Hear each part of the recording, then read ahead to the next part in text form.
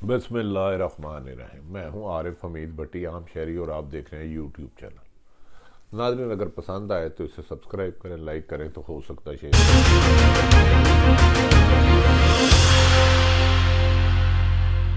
करें।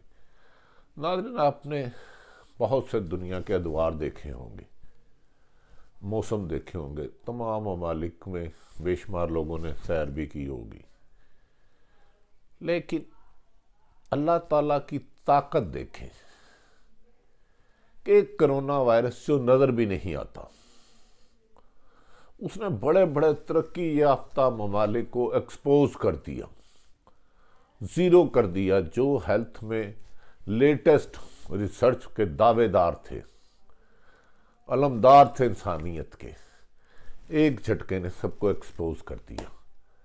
ना नज़र आने वाला कोरोना वायरस क्या है, किसने देखा है, कहाँ देखा है, नहीं देखा। हद तकरीबन तमाम ममालिक एक्सपोज हो गए, उनके हेल्थ प्रोजेक्ट एक्सपोज हो गए, सिफर हो गए। एहतियाती तदाबीर कोई काम नहीं आई। एक ऐसी चीज़ आई, कहाँ से आई, कैसे आई, कब आई, किसने भेजी, कैसे आई, क्यों आई, इस बहस में लग पड़े हैं। अमेरिका चीन पे इल्ज़ामत लगा रहा है, चीन अमेरिका पे लगा रहा है। लेकिन ये दो ममालिक छोड़ दें, तकरीबन कमो बेशतर 200 ममालिक इसकी लपेट में आ चुके, और इंसान जिसे पता ही नहीं चलता, अगर उसको हो जाता कोरोना तो वो ठीक हो जाता 14 दिन बाद, और कई मालिक हकीकी के पास पहुंच जाते हैं। इससे कम से कम हुकूमतें तो एक्सपोज हुई जो इंसानियत की बड़ी दावेदार बनती थी। नाज़रीन, पाकिस्तान में भी बड़ी खूबसूरत गुफ्तगू हुई। पाकिस्तान के सियासतदान पिछले 72 साल से जमहूरियत का ढोल अपते थे। इस दौरान कई डिक्टेटर भी आए, लेकिन रिजल्ट हुआ जब कोरोना आया, इस वबा आई, तो पता चला पाकिस्तान में 2020 वेंटिलेटर नहीं है, उनमें से बेशतर ख़राब हैं। पाकिस्तान में जब भी कभी कोई तकलीफ आई, बीमारी आई, कोई मुश्किल आई, तो जो अरबपति चंद खानदान है या हज़ारों खानदान है, वो मुल्क से भाग जाते थे इलाज कराने के बहाने।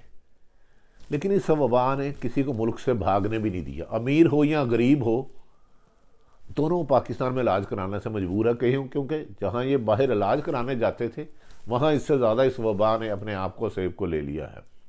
वहाँ ज़्यादा सख्तियाँ हैं, वहाँ ज़्यादा मुश्किलात हैं।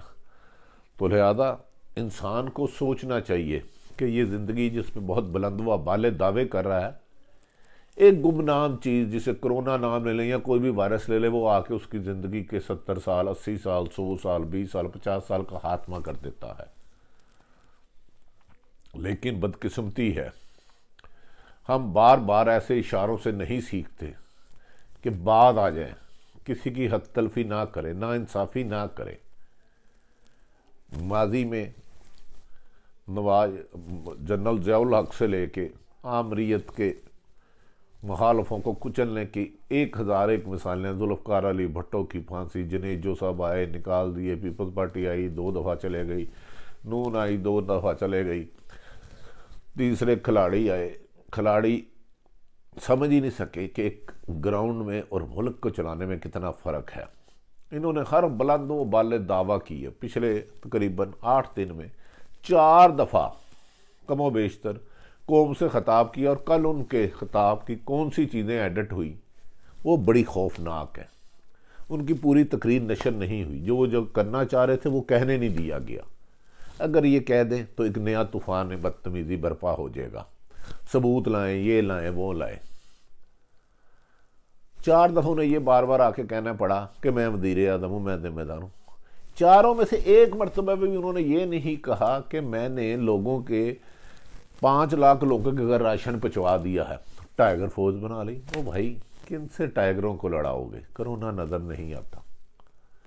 ऐसा नहीं करो, अपने गुनाहों की माफ़ी मांगो, इस्तग़फ़ार करो।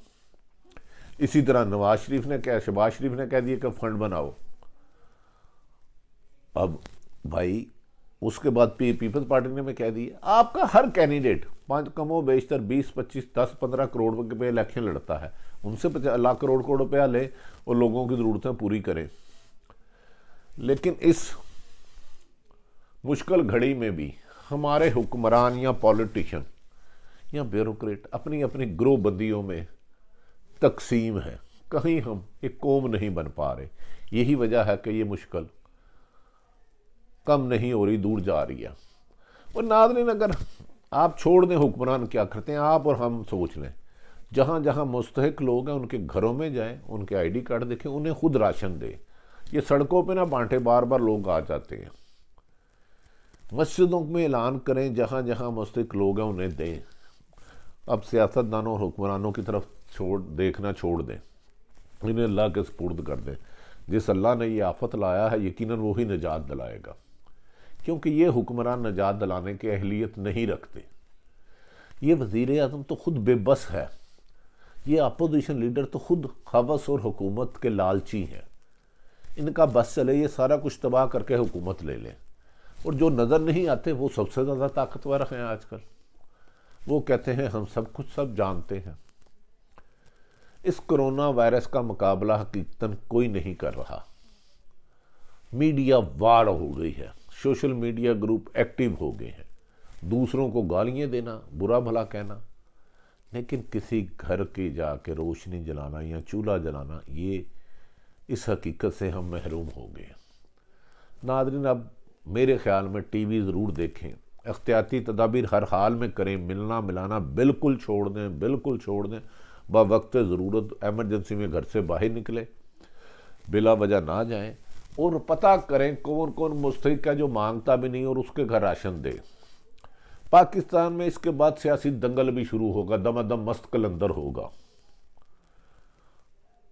وزیر اعظم کے امریکن نیشنل اور یو کے نیشنل بھاگنے کی تیاری کر رہے ہیں.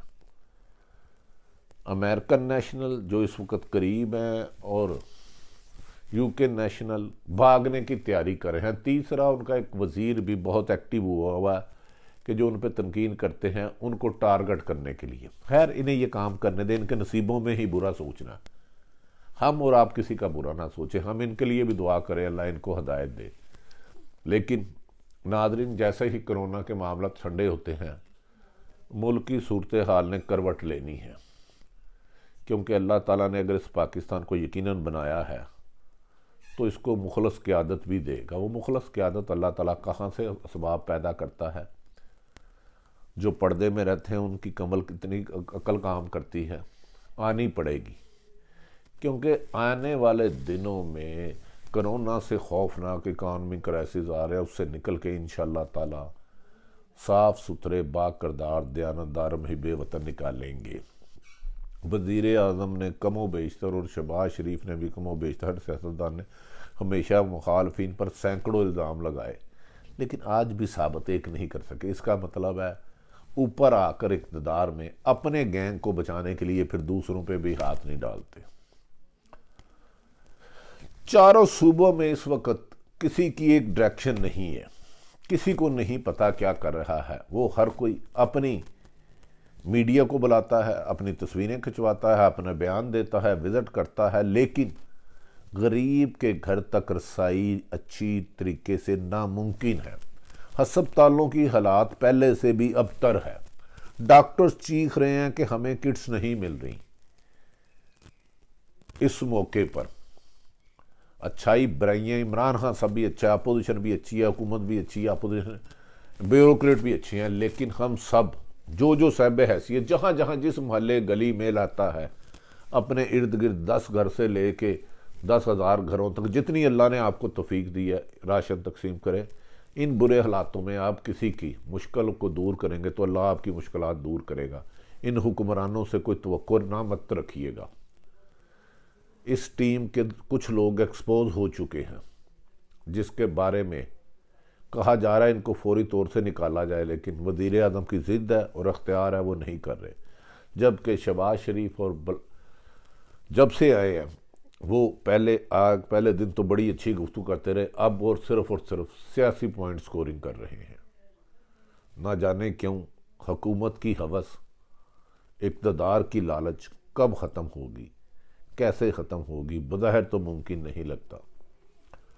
لیکن جیسا بھی ہو ہم یہ توقع کرتے ہیں کہ پاکستانی عوام، حکومت، اپوزیشن جیسے بھی ہیں، یہ کرونا کو خاتمے کے لیے ہر ممکن اقدامات کریں گے. لیکن یہ صرف ویڈیو سے نہیں ہوگا، ٹیلی فون پیغامات سے نہیں ہوگا، چوکوں میں راشن بانٹنے نہیں ہوگا، آئی ڈی کارڈ لیں، ہر ایک کے گھر جائیں، جتنی ہو سکتا ہے اللہ نے جتنی بھی توفیق دی ہے مدد کریں۔ حکومت اور اپوزیشن اس کیس میں بھی ایکسپوز ہو گئی، عوام کا اعتماد کھو بیٹھے، عوام کے پاس آگے تھا ہی نہیں، ایک امید تھی، ایک خوف تھی بہتر مستقبل کی، وہ بھی ٹوٹتی جا رہی ہے۔